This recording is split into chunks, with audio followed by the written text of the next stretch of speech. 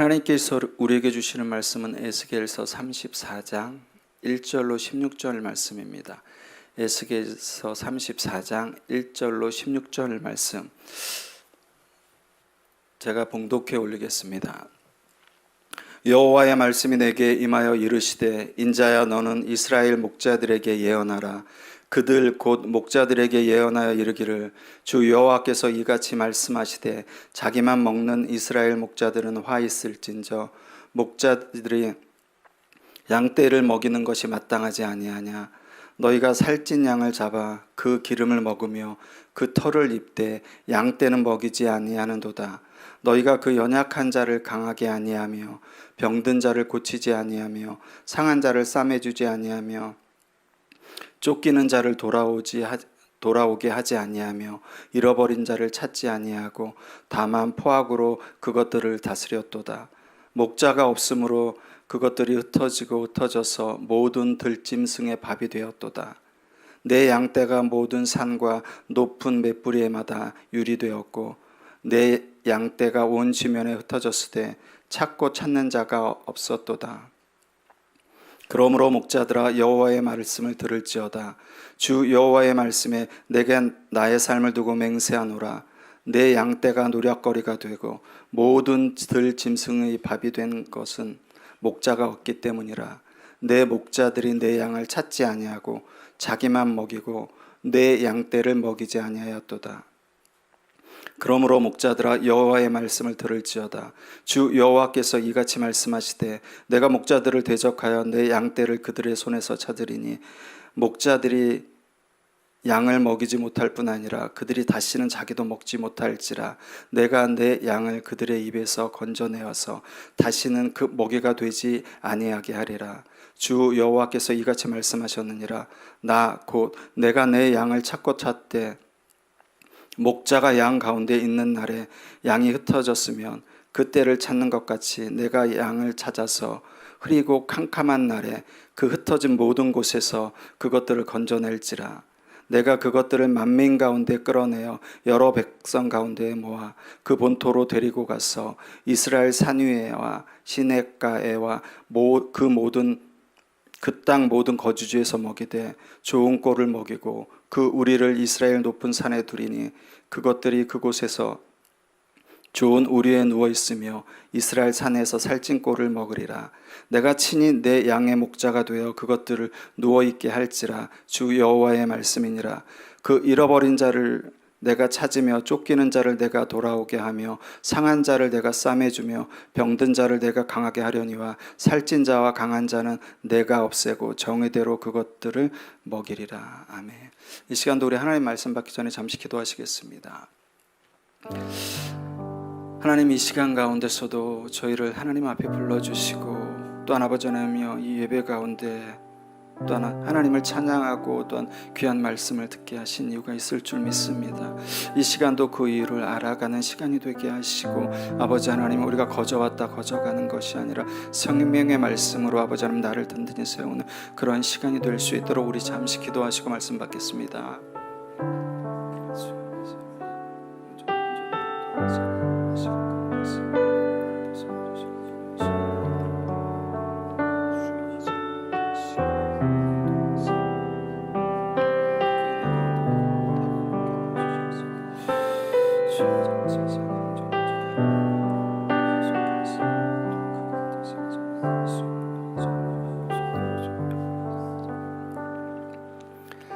할렐루야. 거룩하신 아버지 하나님, 늘 아쉬움으로 오늘을 보내지만 다시금 내일이라는 아버지 하나님 새로운 시간을 주심에 감사드립니다. 아버지 하나님, 대한민국이 건국이길래 기독교가 정말로 현대사에서 아버지 하나님 많은 영향력을 미쳤음에 자꾸만 우리들이 뒤를 돌아볼 때 아버지 하나님 갈망하고 부러울 뿐입니다.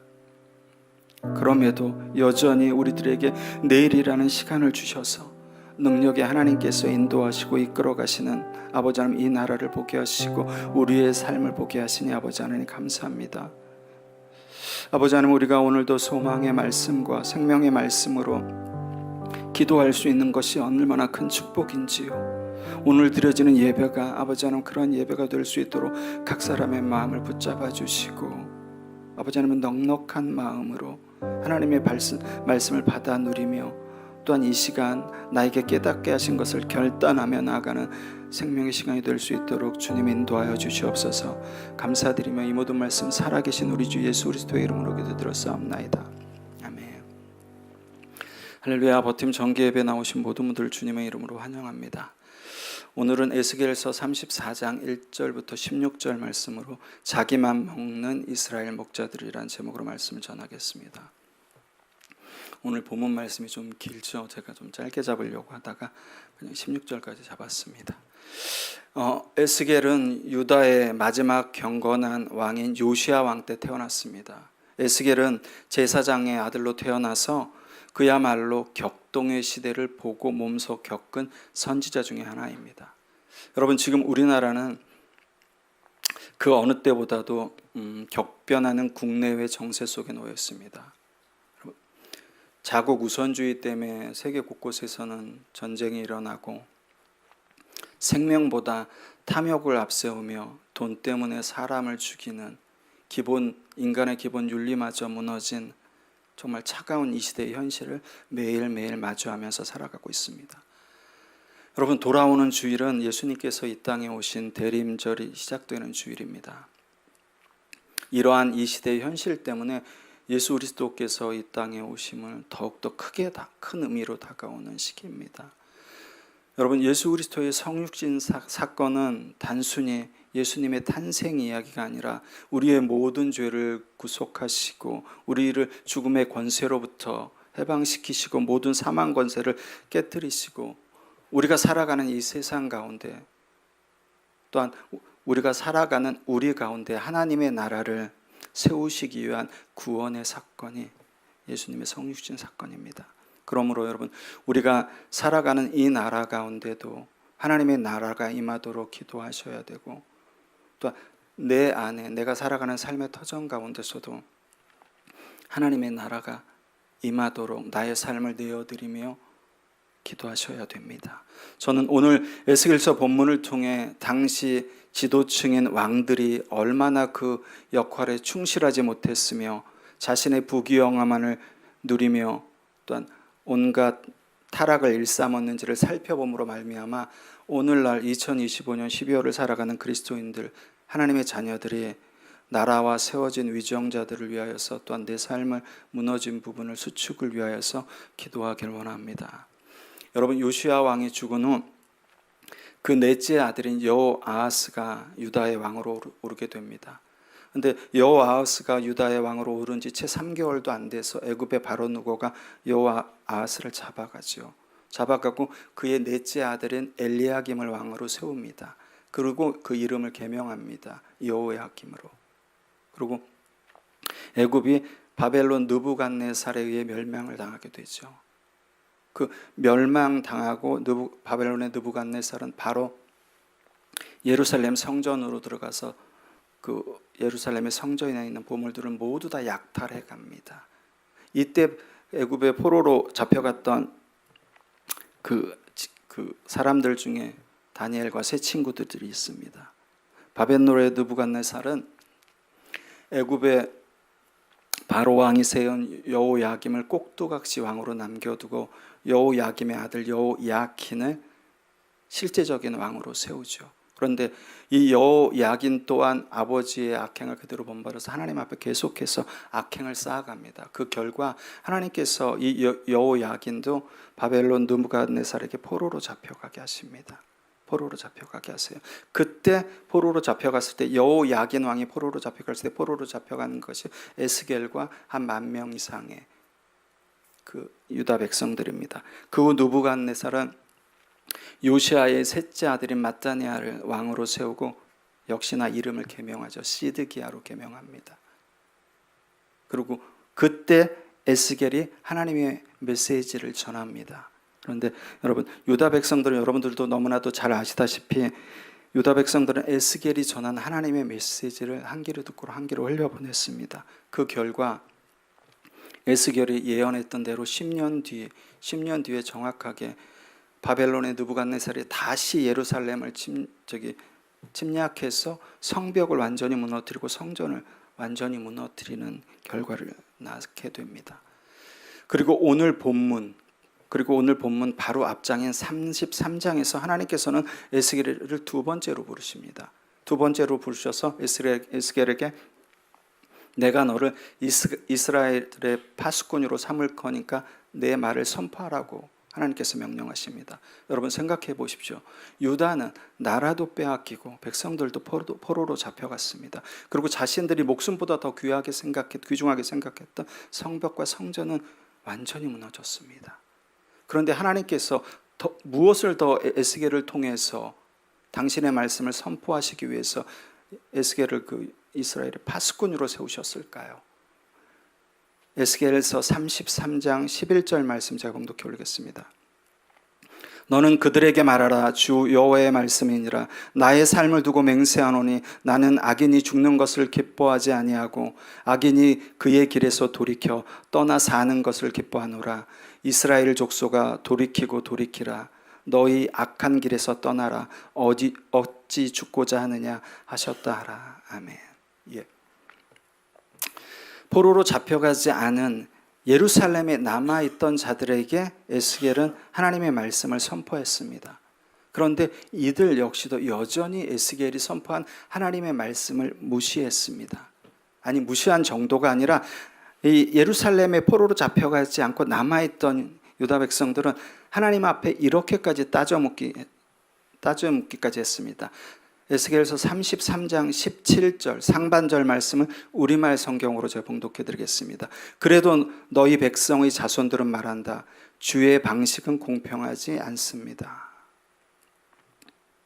예, 여러분, 예루살렘에 남아있는 자들도 포로로 잡혀가지 않은 그 자들마저 하나님의 말씀을 귀 기울여 듣지 않았습니다. 아니, 하나님은 공평하신 하나님이 아니라고 오히려 하나님 앞에 따져 묻기까지 했습니다. 그런데 반면 바벨론의 포로로 잡혀간 자들은 자신의 고국인 예루살렘이 폐허가 됐다는 소식을 듣고 무엇보다도 성벽과 성전이 무너졌던, 목숨보다도 더 심각하게 생각했던 성벽과 성전이 무너졌다는 소식을 듣고 바벨론의 포로로 잡혀간 들은 이것은 하나님으로부터 기인한 것이라는 것을 깨닫라 알게 되었습니다. 그리고 그들은 하나님의 말씀을 듣기 위해 무리를 지어 하나님 앞에 나옵니다.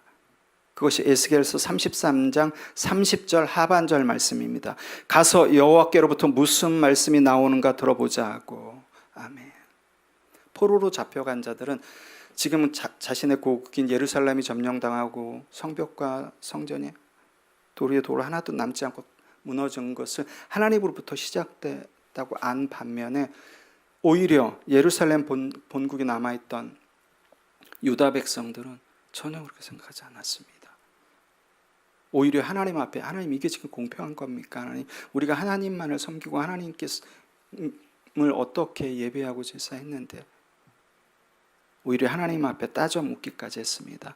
여러분, 우리가 예배를 드릴 때는 오늘 예배 때도 동일한 은혜가 있을 줄 믿습니다. 우리가 예배를 드릴 때는 찬양과 또한 하나님의 말씀 가운데 하나님께서 은혜를 부어주셔서 무엇을 결단할 때가 있습니다. 내 자신의 결단할 때가 있거나 성령 하나님께서 무엇을 여러분을 통해서 결단시키실 때가 있습니다. 그런데 여러분, 그 결단이 작심삼일로 끝나서 흐지부지 되는 이유는 단 한 가지입니다.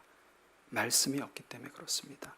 말씀이라는 뿌리가 깊이 내려 있지 않기 때문에 여러분이 하나님께서 성령 하나님께서 주신 은혜로 결단을 했음에도 불구하고 그것이 작심삼일도 안 돼서 흐지부지 되고 끝나버리고 만 것입니다. 여러분 생각해 보십시오. 요한복음 16장 9절은 하나님을 믿지 않는 것은 죄라고 되어 있습니다. 그런데 이 하나님을 요한복음 1장 1절은 말씀이라고 지칭하고 있어요. 그렇기 때문에 여러분, 말씀을 믿지 않는 것은 뭐다? 곧 죄입니다. 여기서 여러분, 말씀을 믿다는 것은 피스톤이 그 헬라어 피스티투스에서 나왔죠. 쭉 밀면 들어가는 거. 깊이가 있어야 되는 거예요, 여러분. 피스톤을 여러분 쭉 끝까지 밀어야지 그 물줄기가 새겨 나가고 그 힘이 전달되겠죠. 우리가 여러분 하나님의 말씀을 그냥 믿지 않아 난 믿음이 없어서 그런 차원의 문제가 아니라 요한복음 16장 9절, 요한복음 1장 1절 말씀을 비교해 보면 말씀을 믿지 않는 건 우리 죄입니다. 말씀을 믿지 않는 게 뭔가요? 말씀의 뿌리가 내가 없으니까 믿지 않는 것입니다. 하나님의 말씀은. 그렇기 때문에 이건 여러분 굉장히 중요한 말씀입니다.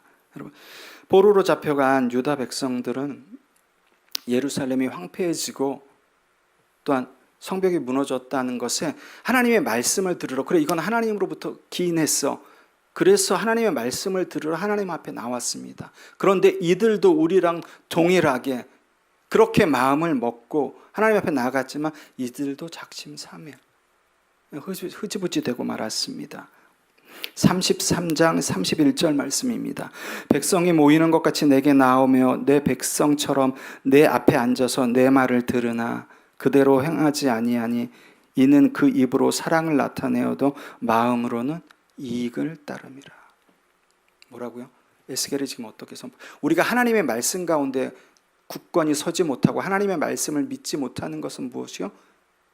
우리가 살아가는 이 세상에 이 나에게 득이 되는 것, 나에게 유익이 되는 것, 내가 편안하게 살아갈 수 있는 것, 내가 칭송을 들을 수 있는 것, 내가 좀 더 화려한 곳에서 하나님을 섬길 수 있는 모든 것을 다 포함하는 것입니다. 왜 하나님의 말씀에 뿌리가 없다고요? 내 믿음이 연약해서? 아니요, 여러분.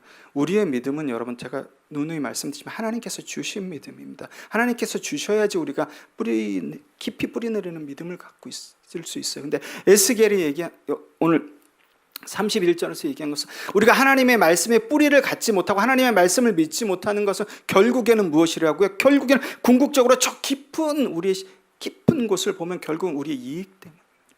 우리의 이익 때문에. 근데 여러분 기억하십시오.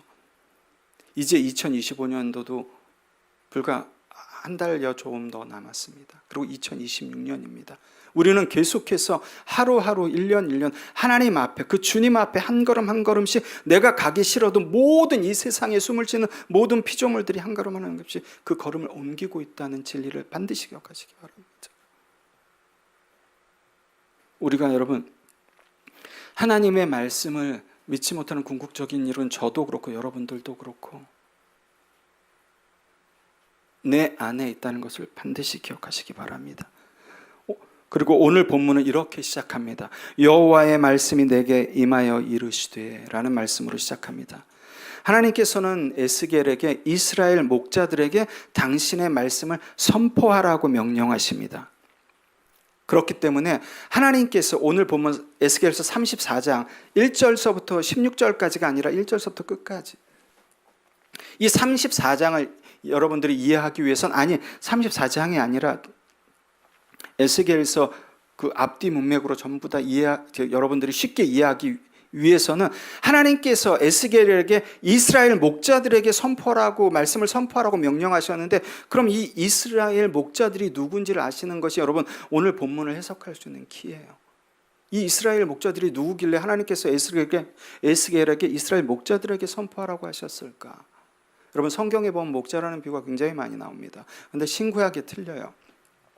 신약에서는 보통 80% 이상의 우리 주 예수 그리스도, 예수님을 목자라는 표현으로 표현합니다. 그리고 종종 간혹 가다가 종교 지도자들도 목자라고 표현해요.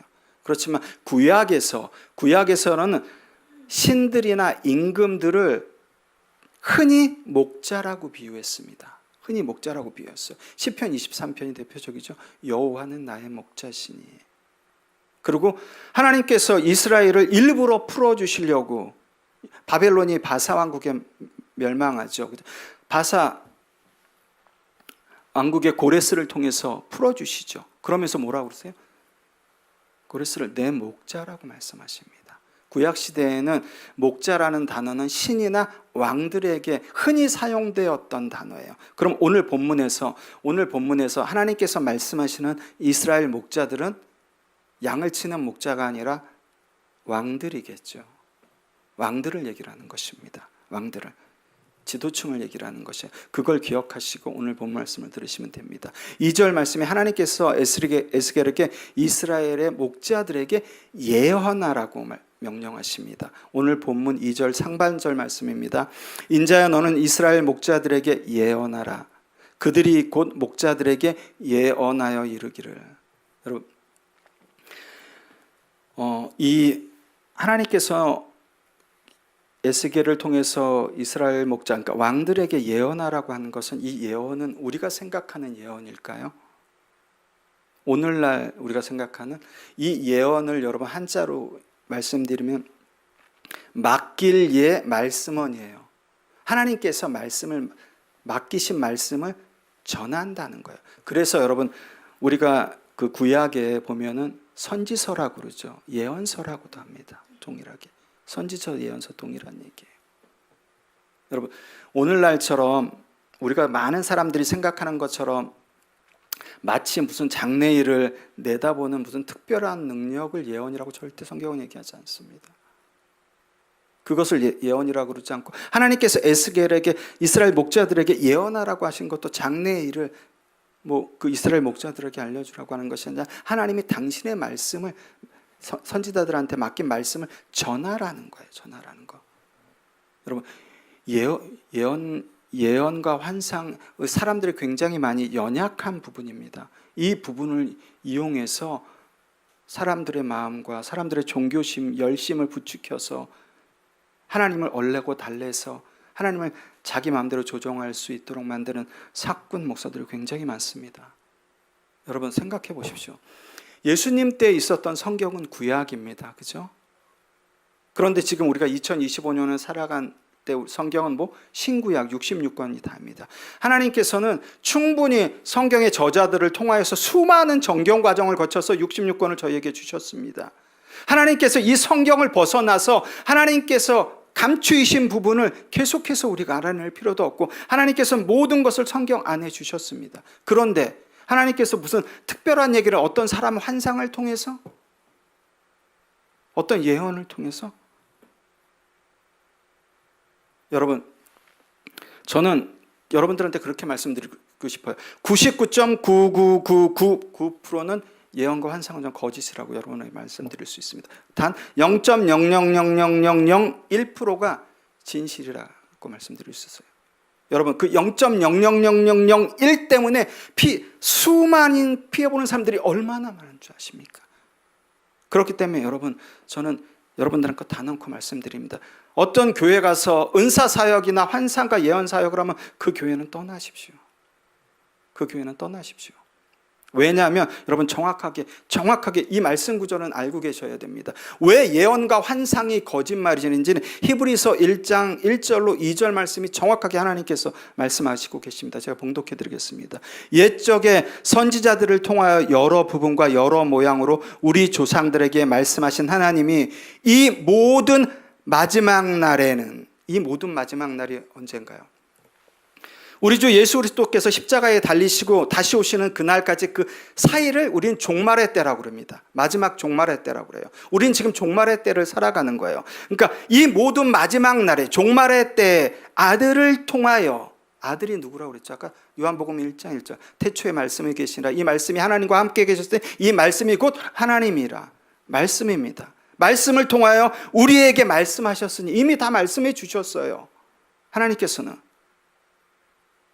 다른 사람을 통해서 특별한 것을 우리에게 얘기해 주실 필요도 없는 거고, 하나님께서 예를 들어서 다른 사람을 통해서 얘기해 주셨다고 하면 여러분 히브리서 1장 1절 2절 말씀은 거짓이 되는 것입니다. 그렇기 때문에 히브리서 1장 1절 2절 말씀은 반드시 기억하십시오. 예언과 환상이 거짓이라는 증거의 말씀입니다. 그러니까 반드시 기억하시기 바랍니다. 여러분, 에스겔에게 당신의 말씀을 선포하기 전에 하나님께서 오늘 본문 10절에서 직접 이스라엘 목자들에게 이렇게 말씀하십니다. 10절 상반절 말씀입니다. 주 여호와께서 이같이 말씀하시되 내가 목자들을 대적하여 내 양떼들을 그들의 손에서 찾으리니. 아멘. 똑같은 말씀을 여러분 하나님께서 2절에서 에스겔에게 선포하게 하셨습니다. 그런데 지금 하나님께서 10절에서는 에스겔을 통해서 선포하게 하시는 게 아니라 당신이 직접 말씀하십니다. 그런데 거기에 여러분 에스겔과 선포한 단어 중에 동사가 하나님께서 선포하실 때는 대적하여라는 동사가 있습니다. 대적하여. 그러니까 이스라엘 목자들, 이스라엘 유다 왕들이랑 맞서 겨루라는 것입니다. 맞서 겨루라. 대적하는 것은 맞서 겨루라는 것입니다. 생각해 보십시오. 하나님께서 왜 이스라엘 왕들과 맞서 겨루면서까지 이스라엘 왕들에게 화를 선포하라고 하셨을까요? 하나님께서는 굉장히 우리 인간적으로 표현으로 보면 굉장히 화가 나신 거죠. 맞서 겨루라고, 왕들과 맞서 겨뤄, 그러면서까지 화를 선포해 라고 말씀하신 거예요. 왜 그럴까요? 그 이유는 여러분 2절에서 4절까지 나옵니다. 2절에서 4절까지. 자기만 먹고 양은 먹이지 아니하며 병든 자를 고치지 아니하며 상한 자를 싸매주지 아니하며 쫓기는 자를 돌아오게 하지 아니하며 잃어버린 자를 찾지 아니했기 때문에. 여러분, 이것을 오늘날 현대적인 여러분 우리가 2025년 살아가는 교회에 적용하면 어떻게 되나요? 자기만 먹고 양은 먹이지 아니하고 병든 자를, 육체의 병만 얘기하나요, 여러분? 육체의 질병만 얘기하나요? 상한 자를 싸매주지 아니하고 쫓기는 자와 잃어버린 자를 찾지 않고. 즉 하나님께서는 왜 대적해서 그렇게 격양된 목소리로 말씀하시냐면은 양들을 돌보지 않았기 때문에, 본분이 양들을 돌보는 본분인데 양들을 돌보지 않았기 때문에. 아니, 돌보기는커녕 오늘 말씀은 보면 여러분 살찐 양은 오히려 잡아먹었습니다. 살찐 양은 잡아먹고 그 털까지 깎아서 자기들의 옷을 해 입었어요. 이런 파렴치한 왕들에게 대적하라는 거예요. 대적하라는 것입니다. 여러분, 목숨을 걸고 양떼를 돌봐야 할 목자가 돌보지 않았습니다. 그 결과 5절 말씀처럼 양떼는 흩어지고 들짐승의 먹이가 되었습니다. 이스라엘 왕들과 지도층들은 자기가 가진 권력으로 자기 배만 부르며 자기만 호요하며 부귀 영화를 누리는 수단으로 사용했습니다. 여러분, 이 당시 이스라엘 왕들의 타락상과 여러분 작금의 우리나라 위정자들의 모습을 보면 어떤가요? 저는 쌍둥이가 떠올랐습니다. 너무나도 쌍둥이 같다는 생각이 들었습니다. 권력으로 자기의 부를 쌓기에 여념이 없고 명예를 쌓기에 여념이 없고 국민이 준 권력으로 자신의 죄를 가리기에 여념이 없고 정작 돌봐야 국민들의 고통과 메시지는 그럴듯한 메시지 속에 방치해두고 자신의 이익만을 챙기진 않았는지요. 유다의 왕들처럼, 이스라엘 목자들처럼. 많은 사람들이 여러분, 심지어 믿는 분들도 하나님은 평등하다고 생각합니다. 하나님 평등하신 하나님인가요? 여러분, 하나님은 절대 평등하신 하나님이 아닙니다. 자유주의 신학에서 많은 목사들이 하나님은 평등하시다고 그러는데 하나님은 절대 평등하신 하나님이 아니에요. 평등의 이 사전적인 의미는 차별 없이 고르게라는 의미입니다. 우리 하나님은 절대 차별 없이 고르게 주시는 분이 아니에요. 우리 하나님은 평등의 하나님이 아니라 공평하신 하나님이에요. 공평하신 하나님을 여러분 성경적으로 쉽게 말씀드리면 뿌린 대로 거두게 하시는 분이에요. 팥을 뿌렸으면 팥을 얻게 하시고 죄악과 거기다가 탐욕을 뿌렸으면 그 결과를 얻게 하시는 분이에요. 내가 죄와 거기에 탐욕을 뿌렸는데 거기서 선을 얻게 하시는 하나님은 절대 아닙니다. 우리 하나님께서는 언제나 공평하세요. 공평하신 하나님이십니다. 그렇기 때문에 여러분, 우리가 오늘을 살아가면서 오늘 이 예배 가운데, 내일 이 예배당을 나가서 내일의 삶 가운데서 무엇을 심고 하루를 살아가느냐, 무엇을 심고 하루를 마감하느냐, 또한 새롭게 주어지는 내일 가운데 내가 또 오늘을 되돌아보면 무엇을 심느냐의 문제는 굉장히 중요합니다. 많은 사람들은 하나님께서는 공평하시니까 사랑의 하나님이십니까? 그렇지 않습니다. 그렇지 않아요. 우리가 공평하신 하나님, 뿌린 대로 거두게 하시는 하나님 반드시 기억하시기 바랍니다. 요한복음 10장에 보면 예수님의 자기 선언이 나옵니다. 그 중에 하나가 예수님께서 당신을 가리켜서 선한 목자라고 말씀하십니다. 그리고 그 이유를 이렇게 말씀하십니다. 요한복음 10장 11절 말씀입니다. 나는 선한 목자라. 선한 목자는 양들을 위하여 목숨을 버리거니와. 우리 예수님께서 왜 당신을 선한 목자라고 지칭하셨죠? 양들을 위해서 목숨을 버리실 수 있기 때문입니다. 있기 때문이에요. 여러분, 그 목숨은 지금 우리의 육체적 사륵스, 육체적인 이 목숨만 말씀하시는 것이 아니에요. 그 목숨만 말씀하시는 것입니다.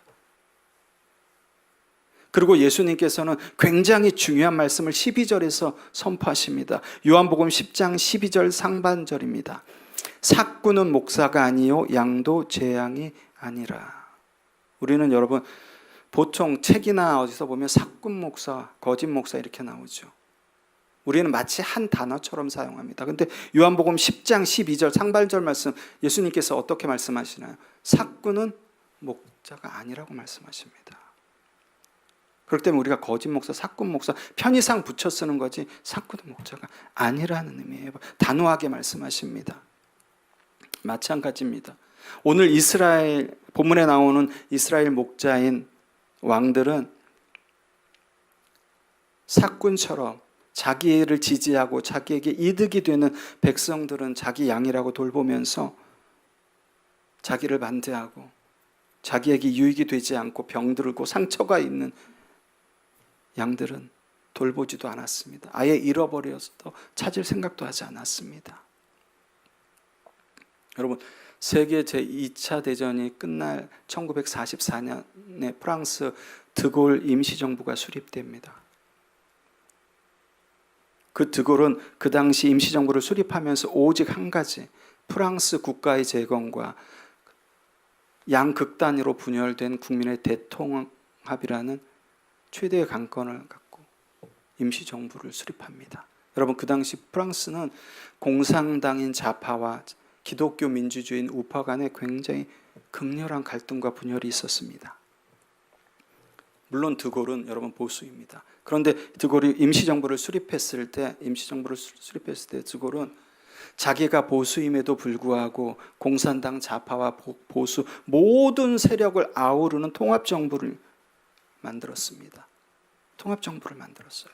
그리고 정계에서 은퇴한 후 1958년 알제리 사태로 프랑스가 최대의 붕괴 직전에 놓이죠. 그때 다시 정계로 복귀해서 대통령에 당선이 됩니다. 그때 드골이 임시정부부터 지금까지 우리 프랑스의 모든 근본적인 원인은 진보와 보수로 나눠져 있는 이념에만 치우친 정당 정치 때문이라고 결론을 내립니다. 그리고 그 드골 대통령은 굉장히 유명한 메시지를 남기죠. 나는 보수도 아니고 진보도 아닌 그 위에 있다라는 굉장히 유명한 메시지를 남깁니다. 이 말의 의미는 이것입니다. 드골 대통령에 당선되기 전에 한 정당의 소속이기 때문에 그 정당의 정책 방향으로 나가는 것이 맞습니다. 그 정당의 정책 방향으로 나가고 그 정당의 정책 방향에 맞게 의정 활동을 하는 게 맞습니다. 그러나 대통령으로 당선된 이후에는 한 정당에 소속된 것이 아니라 프랑스 전체 국민을 대표하고 그들의 생명과 삶을 책임지는 대통령이기 때문에 나는 보수도 아니고 진보도 아니고 그 위 프랑스라는 국가 위에 있다라고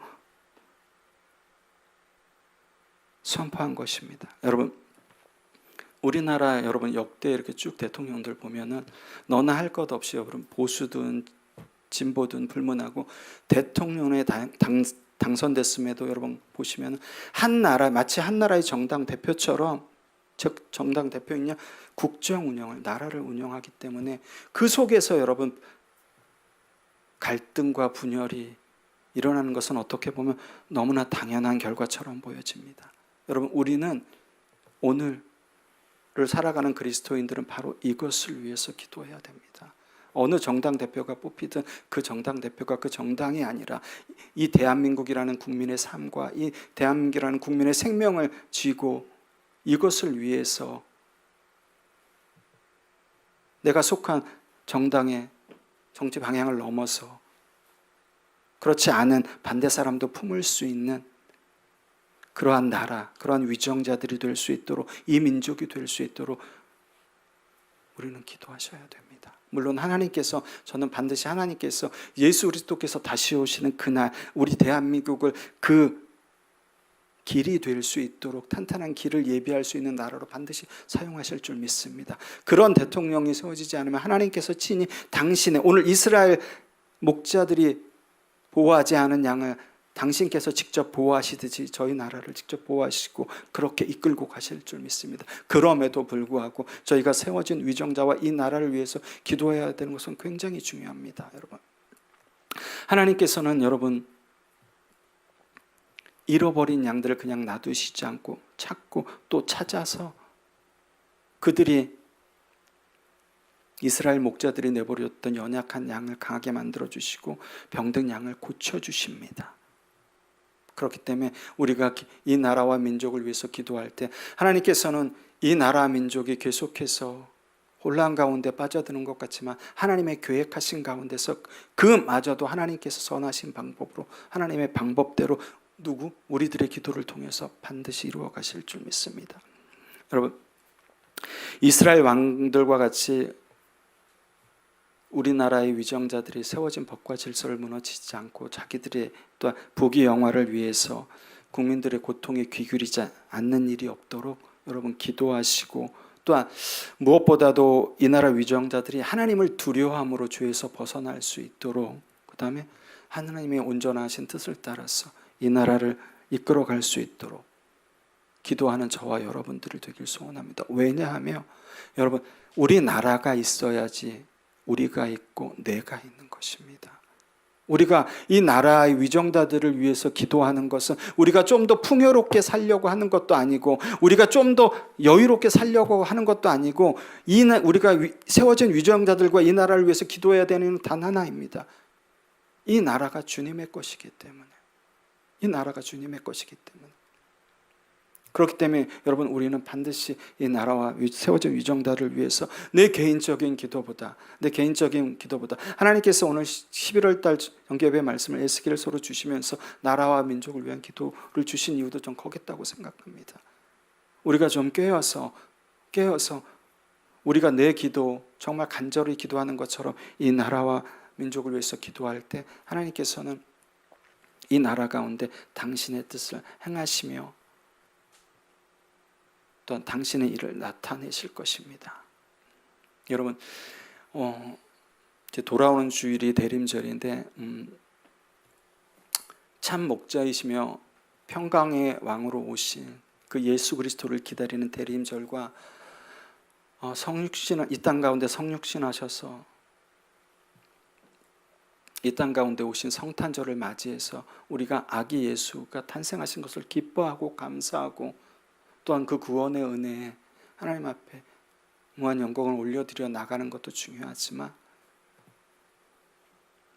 세워진 위정자들과 모든 나라를 위해서 그들이 탐욕을 버리고 하나님 뜻 가운데 순복하며 참 목자의 마음으로 하나님께서 허락하신 이 대한민국을, 놀라운 발전 가운데 허락하신 대한민국을 세워나갈 수 있도록 기도하는 저와 여러분들이 되어야 됩니다. 이것은 여러분, 우리 문제만 아니라 우리 자녀들이, 다음 세대들이 이 나라에서 우리처럼 하나님을 예배할 수 있다고 누가 보장할 수 있을까요? 여러분, 우리 다음 세대들을 위해서도 기도하셔야 됩니다. 그들이 우리처럼 하나님을 마음껏 찬양하고 아무 때나 하나님을 찬양하고 예배할 수 있는 그런 나라가 될 수 있도록 기도하시고, 하나님께서 세워가시는 그 기도의 동역 가운데, 하나님께서 능력 가운데 일하실 수 있도록 여러분 기도해 주시기 바랍니다. 오늘 여러분, 저희 버팀도 말씀을 마치고 그 기도할 텐데, 그 기도할 때도 여러분들이 내 기도보다도 더욱더 하나님 앞에 전심으로 기도하며 나갈 때 하나님께서 반드시 저와 여러분들의 기도를 들어서 응답하실 것입니다. 하나님께서 자기만 먹는 이스라엘 목자들을 하나님의 방법으로 우리의 기도를 통해 바꿔나가실 것입니다. 그렇게 쓰임받는 저와 여러분들이 되길 주님의 이름으로 간절히 축원합니다. 아멘. 말씀 정리하겠습니다. 지금 우리나라는 진보와 보수로 나눠져 수많은 정치 이념에 정당 정치로 국민들이 사분오열되고 있습니다. 여러분, 설사 내가 지지하는 사람이 대통령에 낙선하고 내가 반대하는 사람이 대통령에 당선됐더라도 여러분 그것은 하나님의 섭리입니다. 왜냐하면 하나님께서는 지금도 이 온 우주 만물을 당신의 섭리대로 운행하시기 때문에 내가 지지하는 사람이 떨어지고 반대하는 사람이 대통령에 당선이 됐어도 하나님의 섭리라고 겸손하게 받아들이셔야 됩니다. 그리고 그 나라를 세워진 위정자와 나라를 위하여서 하나님 앞에 기도로 중보하시고 무릎으로 기도하면서 나아갈 때 하나님께서는 절대 우리 나라에 하나님의 나라가 일구어져 가는 것을 멈추지 않으시고 우리의 삶 가운데서 하나님의 나라가 일궈가는 것을 절대 멈추시지 않을 것입니다. 이런 여러분 우리의 기도가 미랄이 되는 이 나라를 세울 수 있고 위정자를 바로 세울 수 있는 하나의 미랄이 되는 여러분과 제가 되길 주님의 이름으로 간절히 축원합니다. 아멘. 우리 마지막으로 오늘 본문 15절 말씀 크게 합독하시고 말씀 마치고 기도하겠습니다. 시작. 내가 친히 내 양의 목자가 되어 그것들을 누워 있게 할지라 주 여호와의 말씀이니라. 아멘.